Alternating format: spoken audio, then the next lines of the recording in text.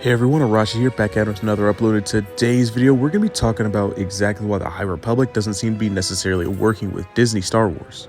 Now, sorry guys, I know I'm a couple days late on this upload, but I was supposed to upload it a couple days ago, got a little bit busy, got a little bit tired, and honestly just wanted to rest.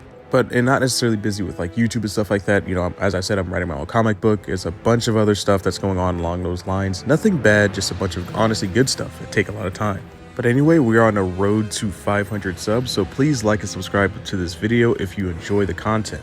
But anyway, back to the topic at hand, I want to talk about why exactly the High Republic era is not necessarily doing well with Disney Star Wars. So the reason why it's not necessarily doing well to me is literally just due to writing and what's going on over at Disney.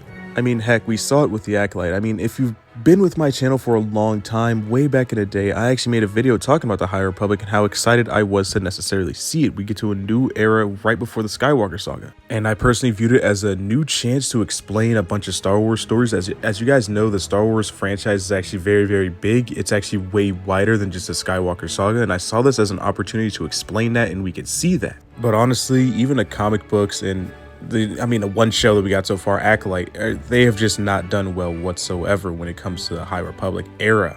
And personally, I love Disney's idea of explaining the High Republic era through the eyes of the dark side of the Force. You know, we get to see it through the eyes of what Sidious saw. We get to see it through the eyes of Palpatine. We get to see it through the eyes of what Plagueis saw. We get to see it through the eyes of Darth Tenebrous. We get to see what the dark side is up to during this High Republic time where the Jedi are at their absolute most powerful moment in all of the galaxy. And it would have been nice to see them move, to see how the dark side has to move throughout this time and navigate through this time in a galaxy where the Jedi are at their most powerful. But that's not necessarily what we got out of Acolyte. I mean, we kind of did, but it kind of just turned into the Osha and May show.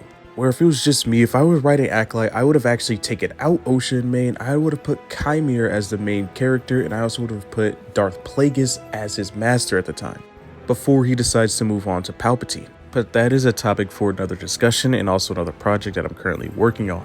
But anyway, what I've seen is a lot of fans talking about, or Disney execs and people over at Disney talking about, the fans don't necessarily like the High Republic, and I'm just gonna come out and say that's not necessarily the case. I truly believe most of us fans think the High Republic era could actually work within Star Wars and be a really cool era that we can explore, but it's not necessarily up to us to execute that plan. It's up to you guys at Disney. And Disney so far has not given us good stories and anything really to write home about since we've got the High Republic introduced to us. I mean, heck, you guys have even gone around and changed established lore for the dumbest reason, like putting Ki-Adi-Mundi in the High Republic era where he's not necessarily old enough, or, you know, I'm not even going to get into that right now. It was just a dumb change. So if Disney continues to go down that path and, you know, changing already established Star Wars lore, like placing random characters from the prequels into the High Republic era that shouldn't be there because they weren't necessarily born or old enough, the only one that should be there is currently Yoda, then that's the kind of response you're going to get. No one's going to like it. But if they focus on creating good stories and actually telling a story that everyone would like and not necessarily changing already established Star Wars lore all the time, then we can get something great out of it. It's almost like creating a dish.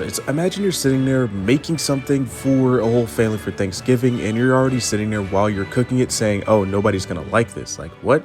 They haven't even necessarily got a chance to try it yet. But if your family sees you kind of BSing over by the stove and not necessarily paying attention, letting the food burn a little bit and just putting all the wrong ingredients in macaroni, like for some reason you're putting relish in macaroni, then obviously fans are going to be like, or their family's going to be like, okay, this is not going to be good. But if they see you over there diligently working, making sure, checking temperatures, doing all that stuff and cooking something that looks amazing and smells amazing, then people can be like, okay, well, I'm going to give it a try. Basically, what I'm saying is you can't necessarily give up on the High Republic era and necessarily say that fans hate it when we haven't even got a shot to even try it yet. I mean, we got to try it. I mean, it was complete and total ass, but I mean, we can go around and we can fix that later on. But anyway, that's all I got for this video. Let me know your guys' thoughts and opinions in the comment section down below. I would like to know what your guys' thoughts towards the High Republic is. Do you think that they should just get rid of it? Do you think that they should try to retcon it and try something different? I will actually have info about my comic book coming out soon, so please stay tuned for that. Please, as always, like and subscribe. May the Force be with you, and as always, have a great